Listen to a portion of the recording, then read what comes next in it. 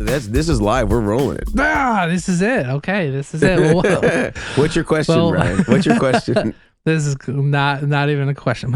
My question is, of all the rig building that we've been doing, what are your nightmare, most difficult setup stories? If it's doing a setup, shipping it. I feel like I already know what Grant's is going to be, because I feel like we all just lived it a couple weeks ago watching his social media. But I would love to hear from you guys some stories and a couple different. If you have photos, feel free to show. If you don't, I don't think I'd have any that I left documented. But yeah, let's kind of kick it off with one of you guys. Just, a worst build, not worst build, but just like nightmare stories, and go from there. Okay. Mason, should I start this one off? If you feel like there's still some trauma from the recent one, there's plenty of trauma. I have two, actually. Okay. I have two. I was going to start with one that's probably 12 years old now. Okay, maybe we'll start with that one, since there's some distance. There's some distance from that one. I need the time. I definitely need the time to before we chat about the more recent one. Yeah. And your second one is like a nightmare and a bonus of issues after too, if I remember correctly. No, it's issue one. It's an issue. Peanut butter and sandwich. Just the bread is an issue. The PB and J in the middle, that's an issue. We got issues all over the place. So to set the mood, it is, I would say, 2011. Let's call it 2011. This is probably right at the beginning of Goodwood Audio doing rigs. We know how to solder. We know how to set up a rig okay. Not as far into MIDI. Learning a lot every build. Let's just say that. I'm sure any of you listeners who have ever built a rig, the feeling of going into a build and just like, we're just going to do it and we're going to see how it ends up and hope for the best. That's kind of where we were at back then. It was on a Timon Klein looper, was kind of the heart of the rig. I'll try and share my screen here and I will see if I can get this thing going. Heard of that. That was a you popular might recognize one. it. Can you see? This is just one I found on Reverb today. So it's basically this. It's a true bypass looper, no MIDI. It's just the switches, and that's what you get. So nothing all that crazy. He no longer makes these. This is ages ago. It's actually a pretty cool design, cool enclosure, all that. If you're watching on YouTube, you can see on my screen the looper that I'm showing you. I tried zooming in on the pictures, and they're very small. So unfortunately, I'm shocked you got $420 for a true bypass looper. Well, who knows when this thing sold though? This is already sold, so this could have been ages ago. But Timon, it's got kind of like the Lion listed King. 8 years ago. There you go. Okay, yeah. So this thing's old. So it had one of these loopers. I really enjoyed these loopers back in the day. We did the whole pedal board. I think it was a 12 or a 10 loop. So there's quite a bit going on. We tested the whole board. Everything was perfect. We call the customer, this was a local guy, tell him to come pick it up in Sydney at the house we were working out of. And basically we go to demo the board after everything has been perfect. And he shows up, tries playing through the rig, and we got nothing. And so he's already paid all this money, I don't know, it might have been $1,500 or something to get his setup done. And then he shows up and we can't get his board working. So we're like, oh no, it's probably just an instrument lead. We swap the instrument lead. We check all the power cables. We check every single loop, turn everything off. Nothing. So we basically tell him, like, I'm sorry, man, you're going to have to go, and we will obviously try and figure this out, and we will come back to you. We'll let you know what happens, and we're going to try this again. You can pick up your board for the second time once we fix this thing. How'd he take it? To his credit, very well. He was like, things happen. He could have been furious, and I wouldn't have blamed him, but he was very kind, which I will say over the years, I always, tell our team and everything, we have some of the best customers. When we mess up, which every once in a while we do, we have very gracious customers. This guy was no exception. So basically what it came down to, we checked every cable, we checked every loop, we checked the true bypass switches to make sure they were all good. Couldn't find a fault anywhere. Finally, we accidentally bumped one of these toggles here. You can see if you can see on my screen, there's a little toggle right in the middle. Yeah. We bumped it as we were testing, and sound intermittently came back in. And so sure enough, when we originally tested this thing, that toggle was in just the right position that it was working. Once we had knocked it, when we were testing after this guy had gone back home and all that, we realized it had been bumped before we even got the looper. The toggle switch had just been, damaged somehow.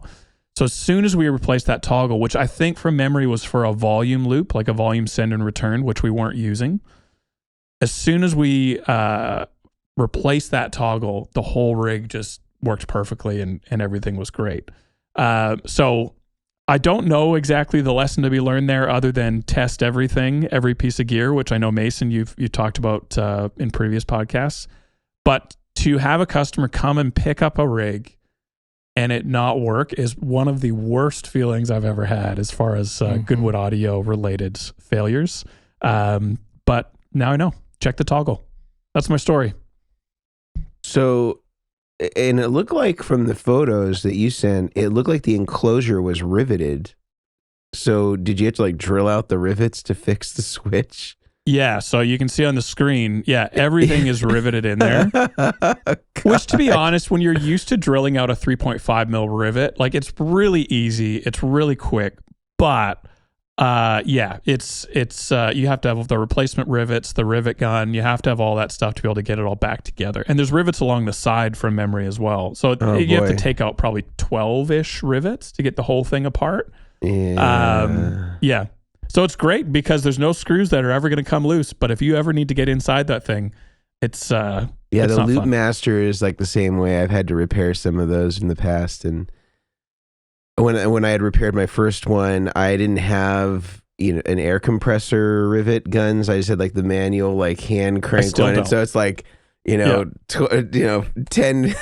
or 15 cranks on that thing before it breaks off. Mm-hmm. And then if it doesn't break off clean, then you got to drill it out and then do it again. And it's just, You get strong forearms, Yeah.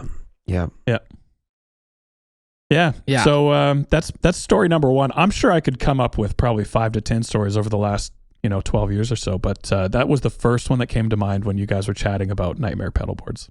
Yeah, no, I've had to repair, I think, a single one of the foot switches on one of those units before. And just getting it open was the first fun part about the whole thing. But those were really popular back then too. Those switchers. I think I saw them. I never even heard of them. Yeah, they were. Well, they were big for like Hillsong players. Like, Timone's a Hillsong guitar player. Yeah, he was in United. That makes sense. And so everyone in Hillsong obviously had him because he's right there, and it was a cool design. And was Timone a Lion King reference? Isn't that one of the? From memory, I think he told me this, and he was emphatic that Lion King is actually based on his life story. Wow. He's not which a character baby lion. Is he? Is he short? Oh, Timon. Yeah, he's the meerkat. Meerkat? Is that what it is? Not the warthog is. That's Pumbaa. He doesn't have a flatulence problem that I'm aware of. Right. Pumbaa does, but Timon, very opposite personalities. I don't think they got it quite right in the movie. Timon's quite relaxed and chill. Okay. In real life, so that's unfortunate. But they do their best in these. It'd movies. Be interesting to be known as the player in Hillsong that could clear the savannah after every meal. He was always downstage. Behind the smoke fan. Wow. Yeah. He has a reputation. I think that's a great kickoff for this. Sorry, I'm like losing my words. Mason, do you have any kind of like any stories that you can share? I was thinking about it. I'm sorry, Grant. Please. I would love it if you're just like, no, I don't. No. God, no, perfect. I think it's impossible to be able to. So I have a recent one, and then I have an older one. I was thinking about it when we sort of brought up this possible conversation, a few days ago. I was kind of considering. So there was one that was probably about 10 years ago, maybe a little more. And it was for a client that was in Scandinavia, so not in this country.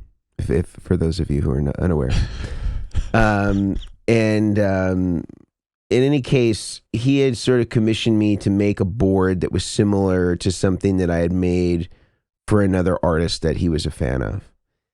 And at the time, the newest power supply that had just come out, and this is what sort of led me to have a greater understanding of the deficits of this power supply. The power supply that just come out was the Pedal Power 4x4. And this is what replaced the Pedal Power 2 Plus. And at the time, I was experimenting with creating like a second row or a tier pedalboard system, but it was still at that point made out of, you know, the standard pedalboard material. And I would test it with a Pedal Power 4x4 that was 120 volt, and then would replace it with a 230 volt prior to shipping it to him. And when I would test it in my environment, everything would work just fine. And, you know, went through it, everything was working okay. And I believe that I had he had a different, he didn't send me like one piece of the pedal board that I was going, that I had the same unit of, and that I was just going to use as like a stand-in. And then when he got it, he would apply his own unit or something like that.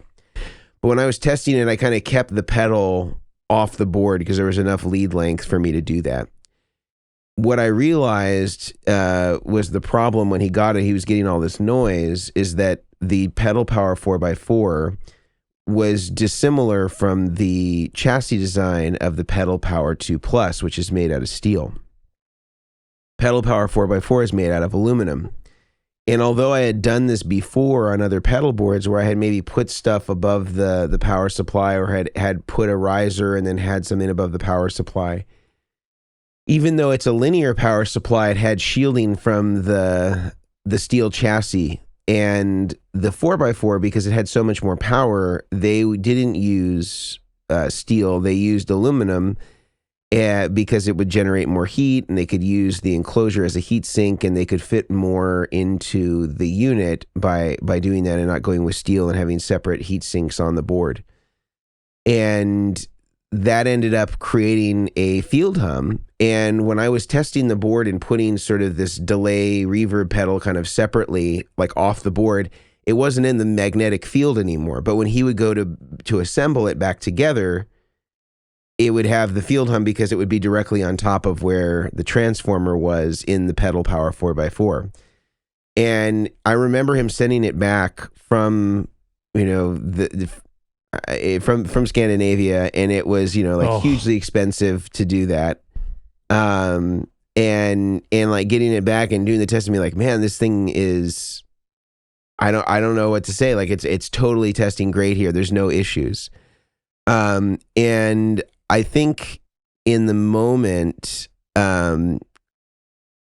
like it wasn't until later that I put together what the reason was that this happened, because I think I had come into this problem again somewhere else, and then kind of realized like, oh yeah, like we can't if we use this supply, we can't put anything near it, like in terms of on top of it, or a riser with something on top of it. Like there's nothing that will work here because it's just got a tremendous field hum, and in the magnetic field, there's no shielding for it anymore like there is on the Pedal Power 2, and we just can't do it, you know. And at the time, there wasn't a lot of switch mode options. I think one of the earliest switch mode options that we saw used, you know, in any capacity in pedal boards was stuff or a power supply made by G-Lab.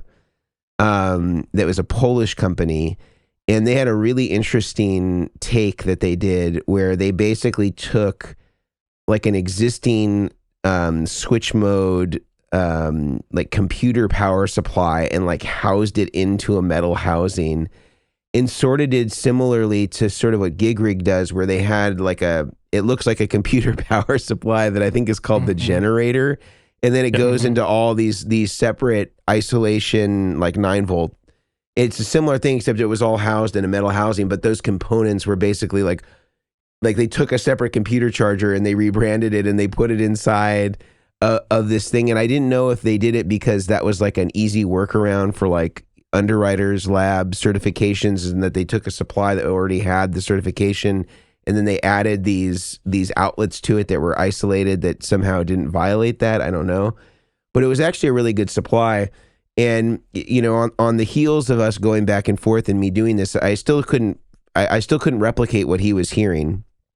And then that was sort of like frustrating. I was like, oh, I wonder if he's like really sensitive to this, or if he doesn't know, or if he has like an unrealistic expectation around what the noise is. Like I couldn't put it together. And I remember sending it back to him, and sort of on the heels of that, I had this really huge public, disgrace in this product that I had called the Axis One. And I'm sure you can read all about that if you go to the internet and type it in.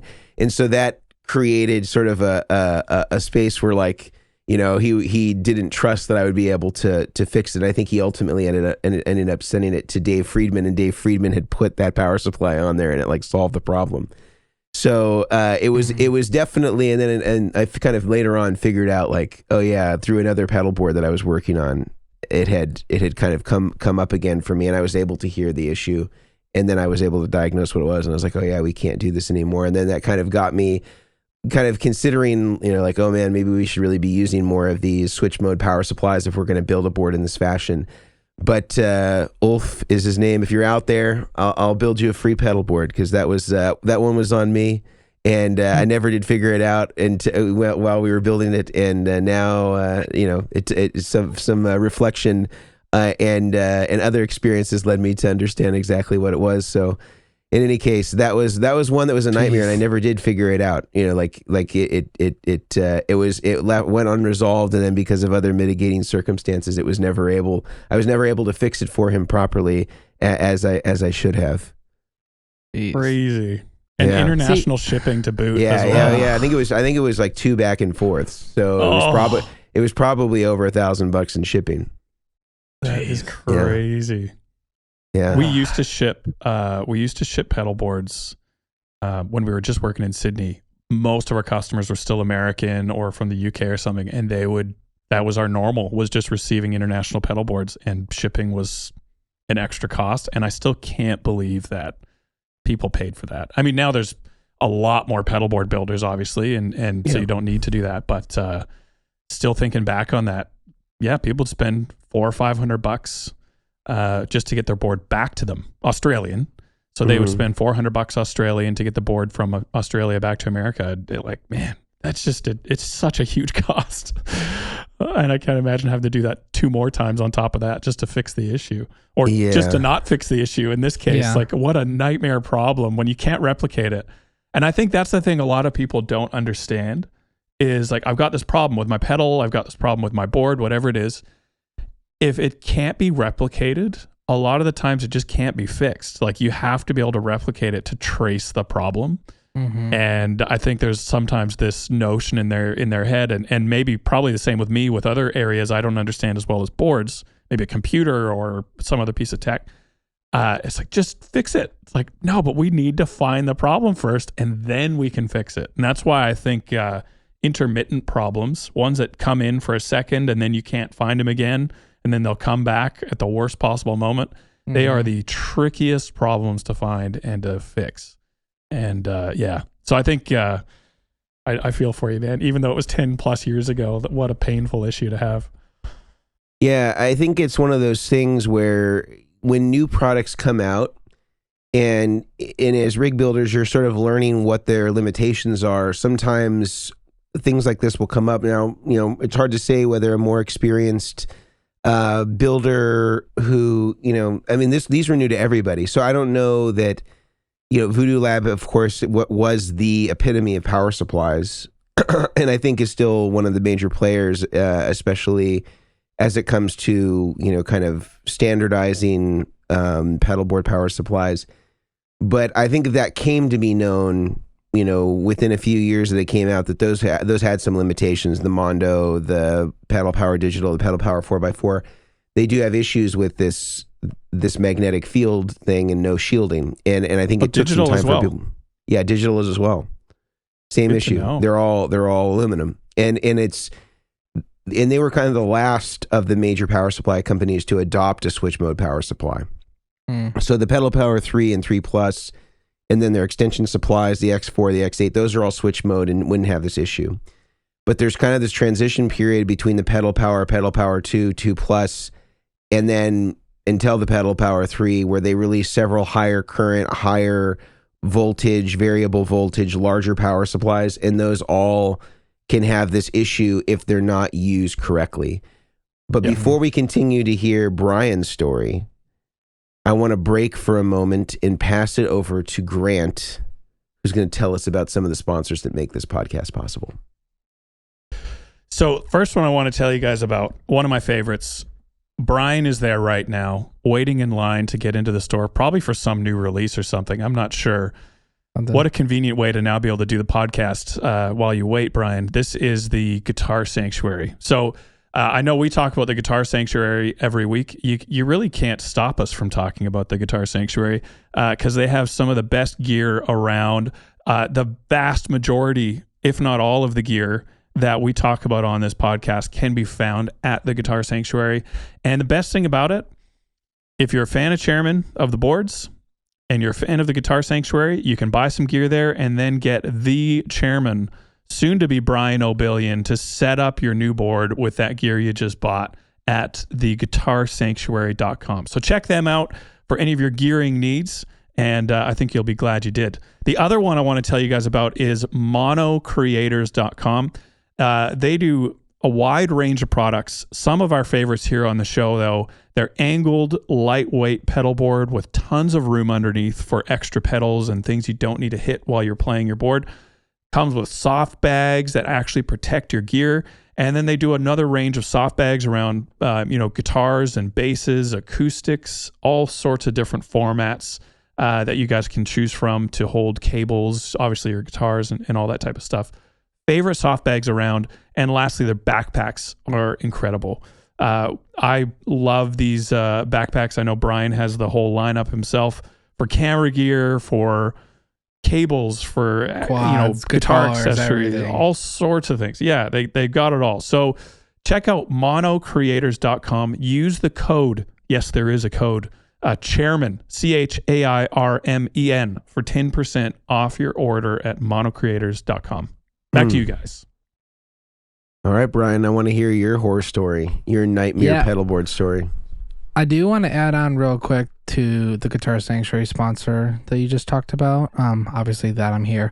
The store is running a summer deals promotion right now. So if you text 972-540-6420, text the word promos, you'll be signed up to receive text message alerts on all upcoming summer deals.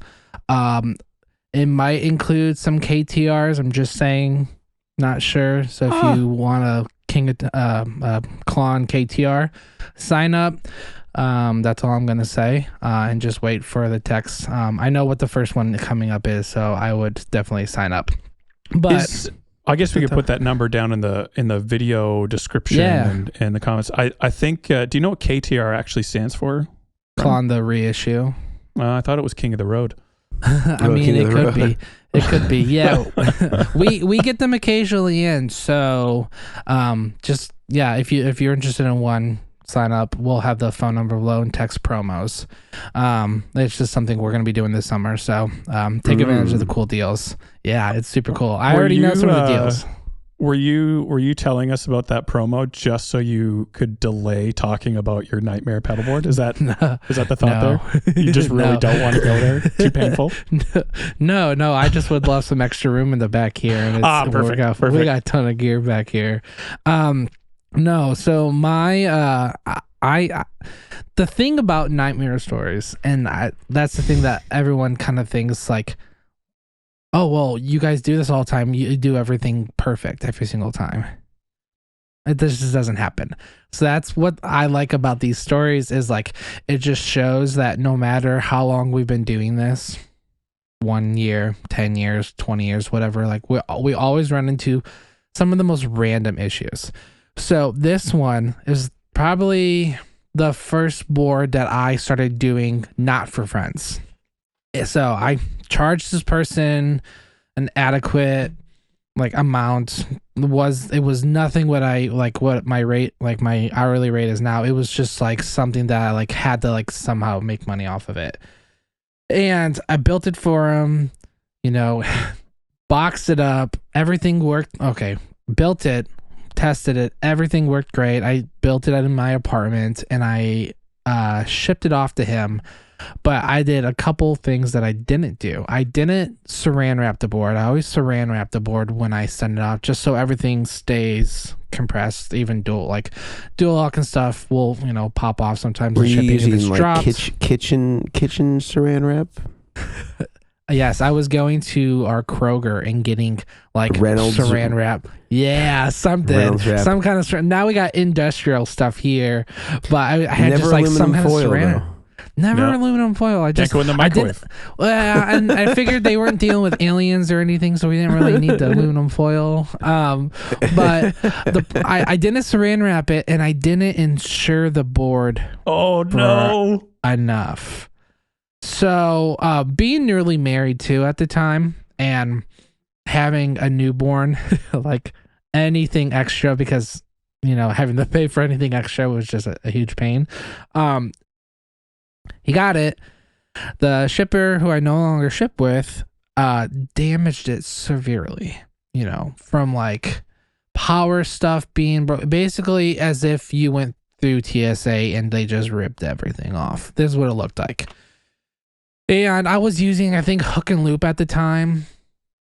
I was, I wasn't screwing wooden blocks down. I was just doing like hook and loop on both sides. And so everything wasn't super locked in.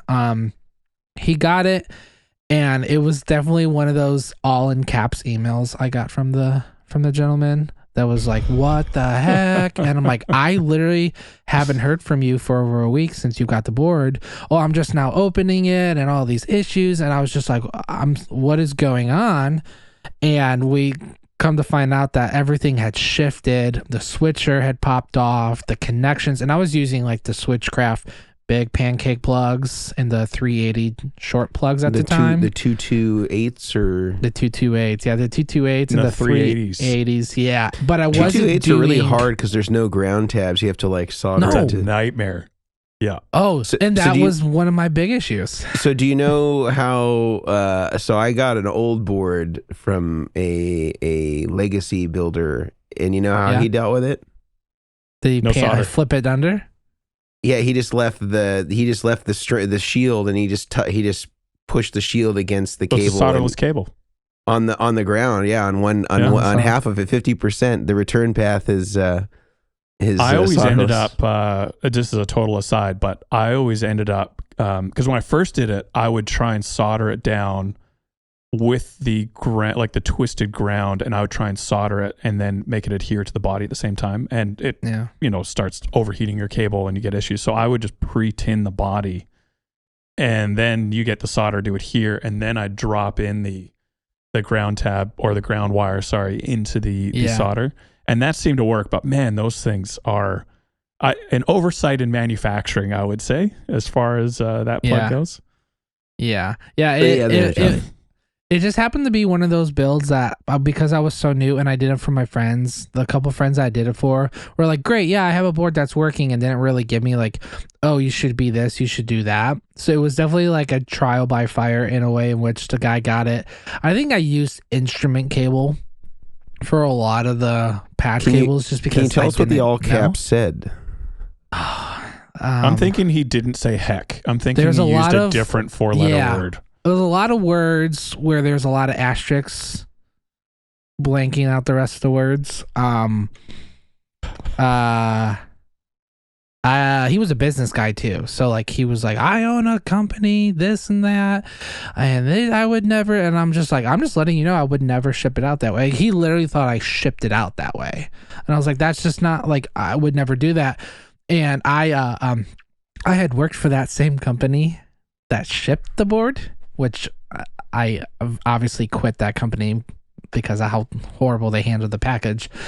So I tried explaining that, and he was just like, it was like nothing I said would like give him any kind of like, okay, yeah, we'll get it figured out. So on my, obviously I paid and got it back and fixed all this stuff, but then I fixed everything. And then he's like, so glad everything's fixed. Now make all these changes. I'm not paying for any of the changes. So being 22, 23 or whatever, when I started doing it like that, I was like, oh, okay. Like, I already feel bad. I can't charge him again or anything, even though it was like another like 6 hours worth of work of doing all these changes, all this rewiring, adding in these different pedals, buying new pedals that were broken.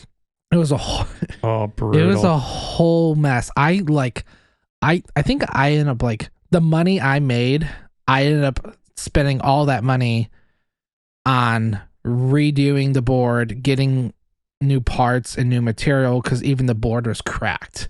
Like, I think the board I was using from some random company, like the wood had broken or something. So like it was just one of those things you just like I didn't sleep because I was just constantly stressing about it. And that's the thing with a lot of these boards. And when people have issues with their boards, they're shipping, and it's even stuff that we can't handle. Like I can't physically make sure this company, when they ship it, they're going to like treat it like it is a princess, and they're going to put it down softly, because those suckers, they're throwing that stuff. Listen, I work for an airline and a shipping company. I want the princess treatment to my board. That'll like be an extra 100% charge for the princess treatment. That's like it's like my kids. Like when my daughter falls down, hurts herself, I swoop her up and I'm like, "Oh, are you okay, baby?" And my son falls down, I'm like, "Dude, just get up. You're fine. Just get up. Come on." Like that's like how shippers and stuff are. They're just like, they throw stuff and they're not even accounting for what is in it. And if it's heavier, typically they throw it harder, which is a horrible way.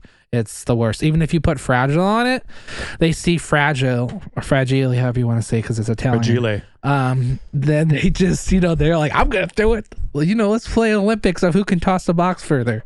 So it was just one of those, like, I think I'm thinking about it right now. I'm just reliving that stressfulness of that being like my first board, and like it looked so great. And I was so proud of it. I was like, babe, I think I can do this. And then it was like, we got to pay an extra $2,500 to replace all this stuff because I didn't insure it enough.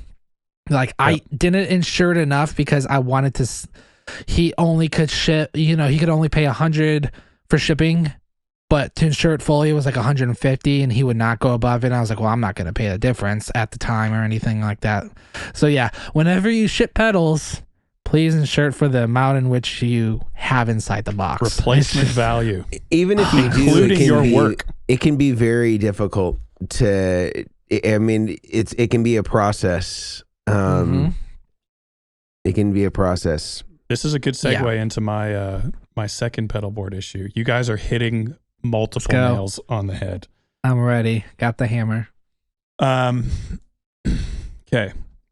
Let me see if I can show you guys some pictures here first. I'm just going to quickly rearrange my screens if you're watching on YouTube so that you can see the pedal board I am talking about here. Okay. So if you're watching on YouTube, I'm going to share what the board looked like before we shipped it. After everything had tested well, we'd ticked all those boxes. So if you're on YouTube, you can see a main junction on the left-hand side. This junction basically was a dry input, 2 dry outs, one of which had this is going to confuse you if you don't have a diagram in front of you. But basically 1 dry input, 2 dry outs for 2 separate dry amps. One of the dry amps had another loop in it for a multi or for a doubler, so you could widen the dry signal path between the 2 dry outs. It had a bass out with XLR, and then it had 2 wet outputs. All of these outputs could be controlled by the PBC to mute per preset. And then it had summing and phase and, all that type of stuff so that all of these outputs would work in conjunction with each other if there were any issues. So the junction itself, lots going on. Then you get into the board, and the board was just a monster of a rig. I'm just going through the photos here. I think it was 35 fixtures all up. Golly. 5 power supplies. What's that Morningstar? Is that That's their MIDI splitter. The reason I use a Morningstar, as a side, Strymon pedals, I don't know why Strymon does this. Maybe you guys have some more insight. Strymon, for their TRS MIDI pedals, do not optically isolate the MIDI input.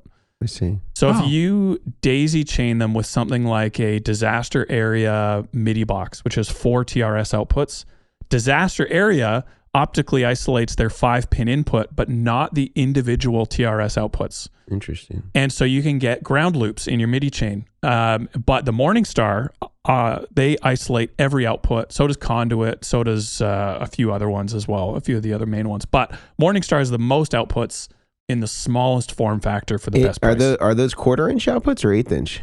1/8. 1/8, okay. So they have a 5-pin in, a 5-pin out, adjustable. 6 of them are adjustable. So you can just use a normal TRS cable and then you can adjust it inside the Morningstar. 2 of them are not. So it's actually a really good unit. I think it's $80. Wow. So as far as MIDI splitters go, that one's incredible. And the MIDI chain on this thing was, 10 pedals. It was massive. So this was months of preparation. It was a 45-hour build. It looks it. Once all the prep was done. And it was, it was a bit of a work of art. I was really proud of everything that was done. Not that I built it. David built this one. Does this do guitar and bass? Guitar and bass. It's a wet, dry, bass, dry, wet rig. So absolute. So it's basically, I think the guy that owns this board has a band where I think he's one of only a few musicians, and he covers, with his electric guitar, he covers both the bass and the electric side of things. So all the paths are separate. So you can run bass at the same time as electric if you wanted to. The Meg X, there's a Meg X under the one of the risers. The Meg X is holding 4 or so bass pedals, and then the next loop is a send for the bass out. Let's call it loop 5. The same loop return is the guitar in. So you can reorder all the effects in the Meg X to interchange between bass and guitar, and then it goes into the PBC 10, which is all guitar. So yeah, this thing was an absolute monster. What ended up happening is we tested everything out. David did the full tests, whole bunch of MIDI programming, all that. Package it up like you wouldn't believe. We did a box within a box according to the shipping company, who I will not talk about because we're still in communication. The shipping company, according to their, this is how you should pack a box. I went through that point by point.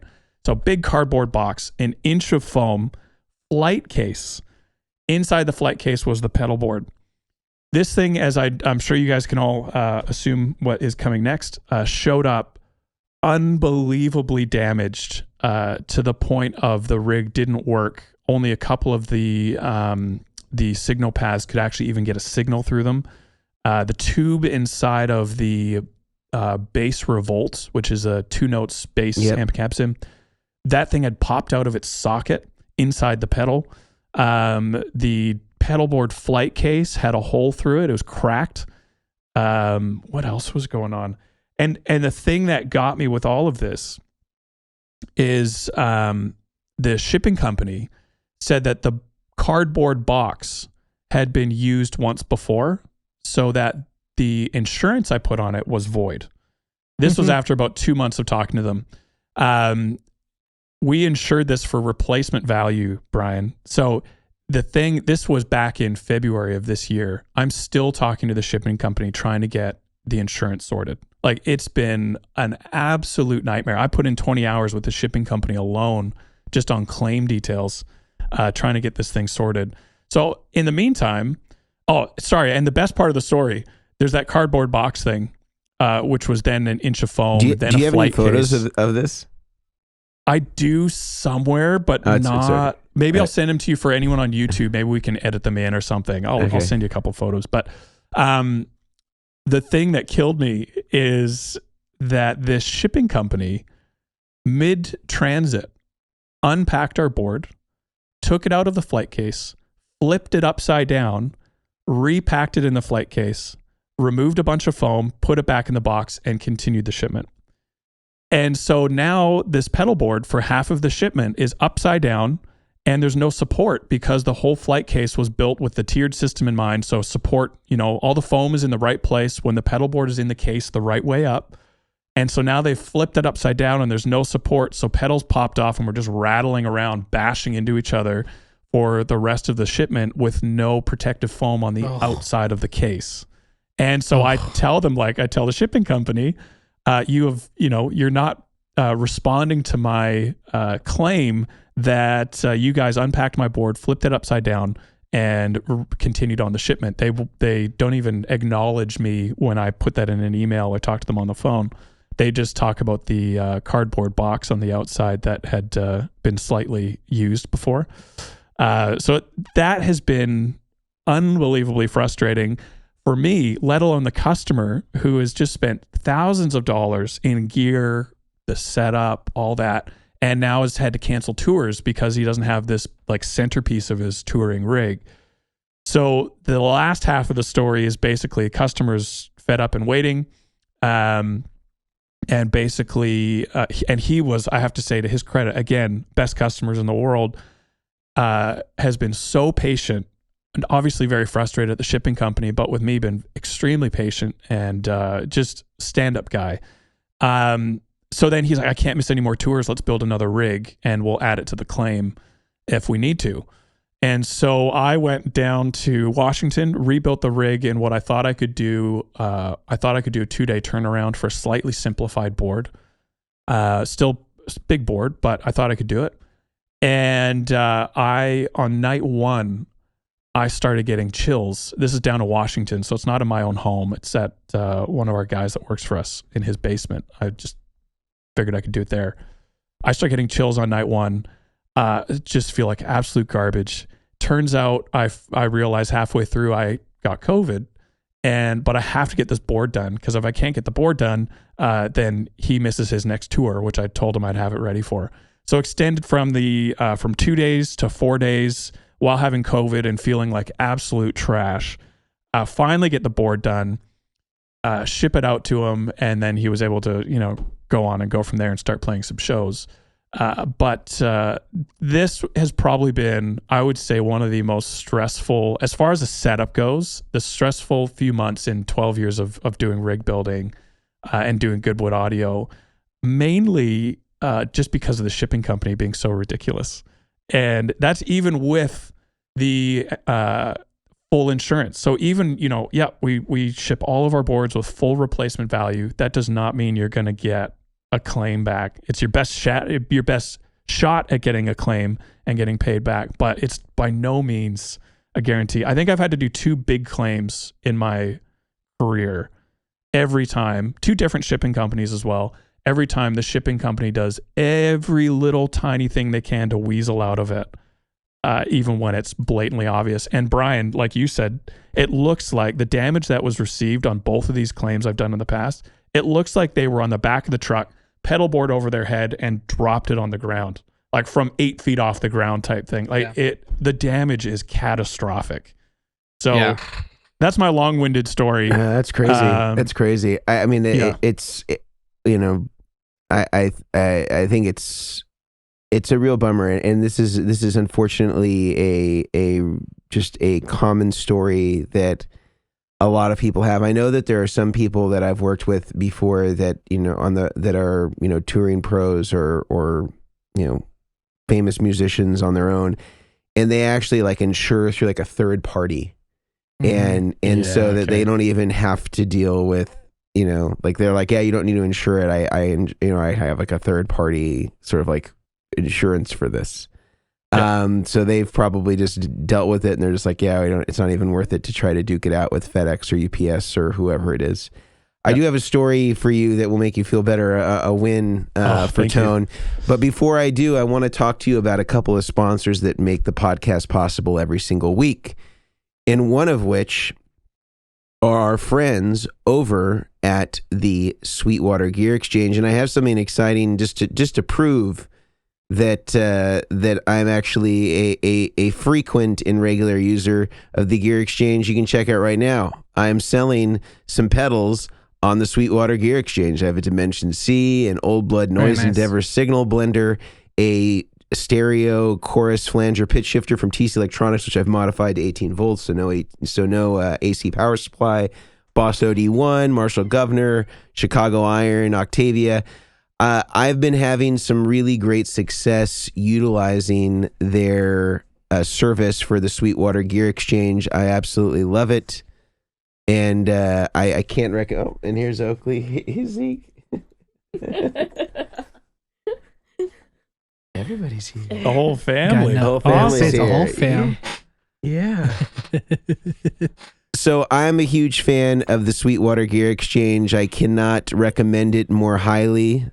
And I think that everybody should be using it. I think that it's a great way to move your used gear and to be able to have lots of eyes on. I'm actually going to have our friends at Sweetwater hopefully cash me out with the Sweetwater gift cards, which means I don't have to pay any seller fees on the money that I earn. And I think I might be keeping an eye on one of those Dr. Z-Rec amplifiers. Yes. So beautiful. Thinking about taking all my earnings from all these pedal sales and applying it toward a Z-Rec, because I really love the train wreck sound, and Dr. Z has done a great job of trying to get those that train wreck Ken Fisher tone in an amplifier. So that is the first sponsor.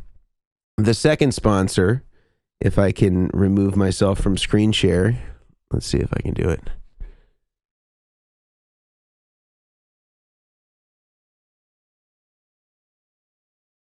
Let's see. Are you guys still on my screen share here? Yeah. There we are. Just There went we go. away. Yeah. There we are. And the second sponsor I'd like to talk to you about is our friends over at Stringjoy. Now, Stringjoy is the only string company that I have found that makes an uncoated string that lasts and performs like a coated string. I am a self-proclaimed string destroyer. I, for whatever reason, have corrosive hands, and through diet and all different sorts of natural and homeopathic remedies, have not been able to change the fact that I have corrosive sweat, and I just continue to kill strings, except for those that are made by Stringjoy. I can use uncoated strings, which sound better, have a brighter, beautiful tone than any of the coated strings that often just sound dull, and I get the longevity of a coated string. I absolutely love it, and I know that the Chairmen have just received their own shipments of Stringjoy strings, and so they too will get to be able to sing the praises soon of Stringjoy, and they're offering our listeners 10% off using the code BOARDS, BOARDS, getting 10% off their entire order at Stringjoy. Head over to stringjoy.com and use the coupon code BOARDS to get 10% off their first order. They also have subscription services, so you can get strings delivered directly to your door every single month. All right. Those are our sponsors. Let's hear some more. You're gonna make us feel better. Yeah. I got to make you feel better. I'm getting stressed out all over again talking about it. Pick it back up. Okay, so this is a really interesting story, and I believe a win for Tone. Oh, so yes. Many years ago, maybe 5 years ago, I did the Nashville NAMM show, the summer NAMM show, and I had. I bought a Pelican case that allowed me to fit 2 layers of pedal boards that were our demo boards. So like it was like one layer, then there's like a foam divider, and then another pedal board, and then foam, and then I could ship 2. So I shipped them all out through. I don't remember whether it was FedEx. I think actually it was FedEx. I think it was FedEx. So in any case. And one thing I do, and I should say this to somebody or anybody that's shipping, I always put inside of the case like the address and where it's going. It's not like a piece of computer paper, in the event that like the label gets torn off or something happens. If somebody opens the case, they could see where it was supposed to go. if they're an honest person or it is the shipping company, whatever. So in any case, I take, after the NAMM show, there's a FedEx kiosk or a UPS kiosk. I'm pretty sure it was FedEx kiosk inside of the convention center in Nashville. I deliver the cases and all that stuff. Then they, I've already got it pre-labeled and they ship it out. So, I'm tracking it. I get all of the gear except for one of the 4 pedal board cases that I have. So I have 4 pedal boards in 2 cases because it's 2 pedal boards per case. One of them never shows up. And the tracking number also shows that it's, that it was never delivered, that it somehow got, was missing in transit, and so it continues to stay missing for, a couple weeks.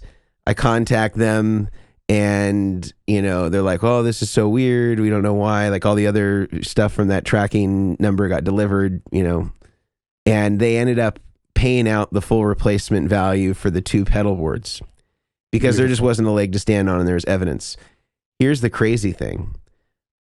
Like a day after they paid me out, I get a call from somebody and they said, hey, this is really weird. I live in Nashville and I got this case that showed up on my doorstep. And it doesn't belong to me. And I opened the case and I saw that you had, your name and phone number on there. The label had gotten partially damaged and they delivered it somewhere in Nashville. I don't know how. And so I sent the person a label and they sent me the pedalboard case back. And so, that was a win for Tone that day, and it was, I was like, what do I do? Do I call back, UPS or whoever it was and say, hey, actually the pedalboard, you delivered it to the wrong place, but I eventually did get it back. I mean, I still had to pay for shipping again to get it back to me, but that was a win for Tone.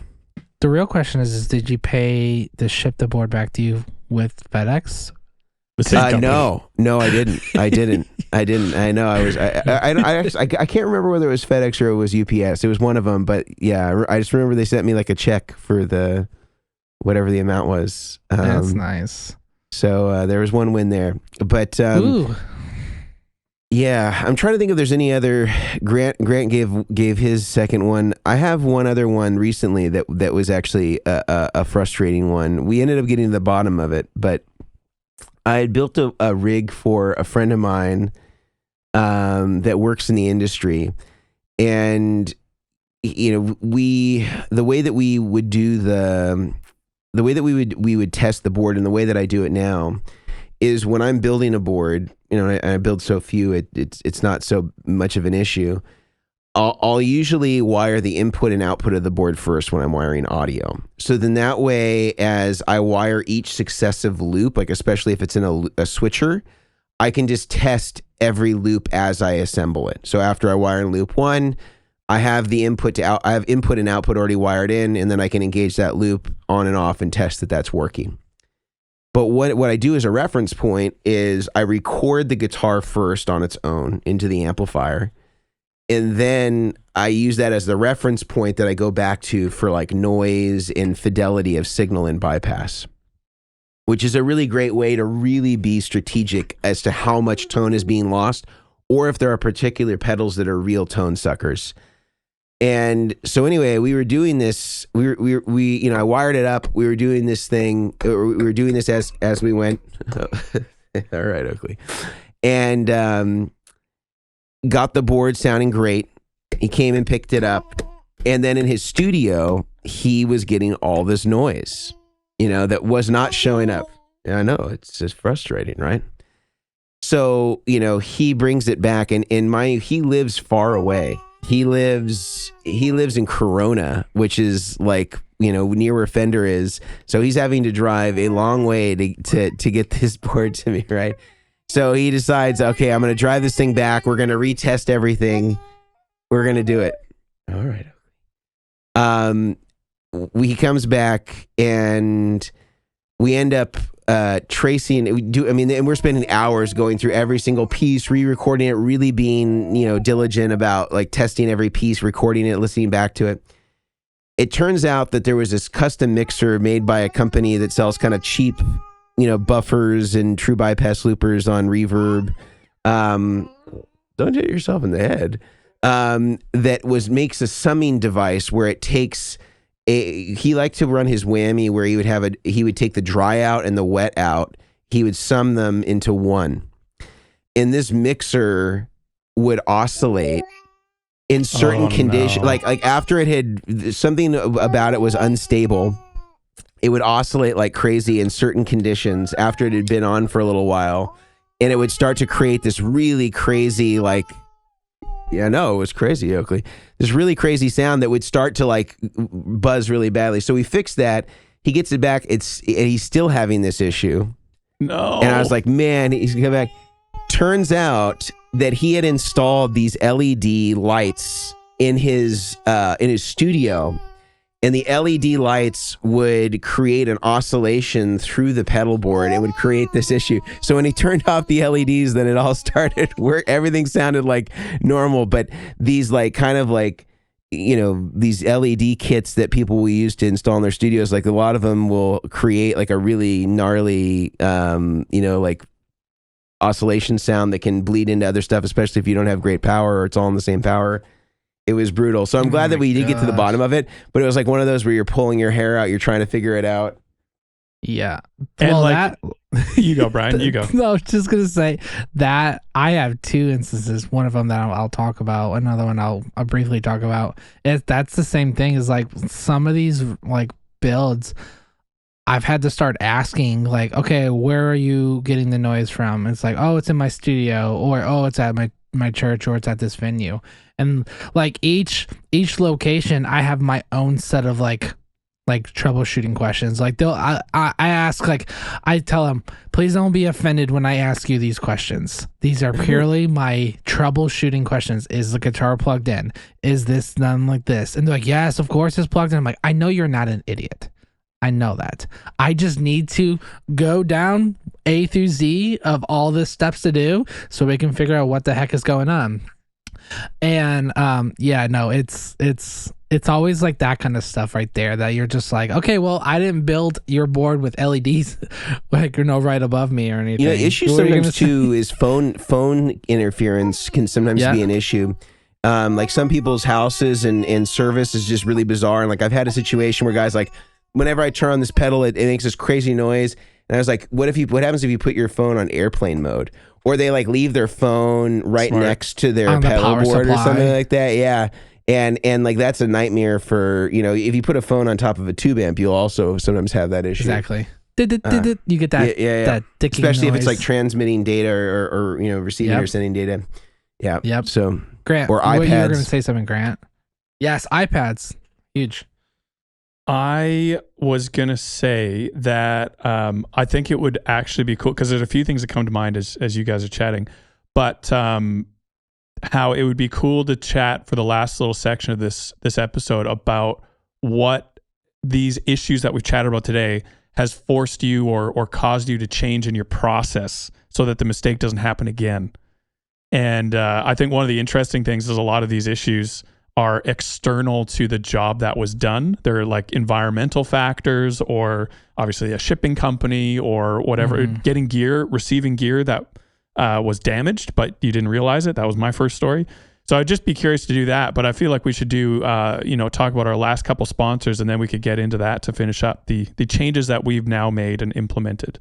Yeah, of course. Yeah. So our first of two final sponsors is going to be Neural DSP. We all love their plugins, their quad cortexes. I'm currently using a quad cortex, and they just make a really amazing stuff. I constantly am seeing people using their plugins. They are always releasing new stuff, and they just happen to have a discount code for 30% off. So the discount code is Chairmen, CHAIRMEN, for 30% off. And before you get all excited about getting 30% off a quad cortex, it is off of their plugins only right now. If I think they just released a new plugin recently. If it's within the past 90 days that they've released something, the discount Tom Morello is the new one. Yeah, the newest one. So beautiful. the discount code won't work for them. But if you wait 90 days, if you can just hold out for 90 days, you can get that one on a discount. I know we're all impatient because we're musicians and we want it yesterday. But just, go give them a shout, type in that code and get a discount. The next one will be, and I think is a good one. This is a best. This is a best, that's for sure. Is Bestronics. I got all the dad jokes when I hear this stuff. It's gonna be Bestronics with Brad. Brad with Bestronics. They have a discount called DACHAIRS, DACHAIRS, for 10% off. So if you need cabling, if you need a custom loom from them, Brad is always he makes some of these looms that they're making or his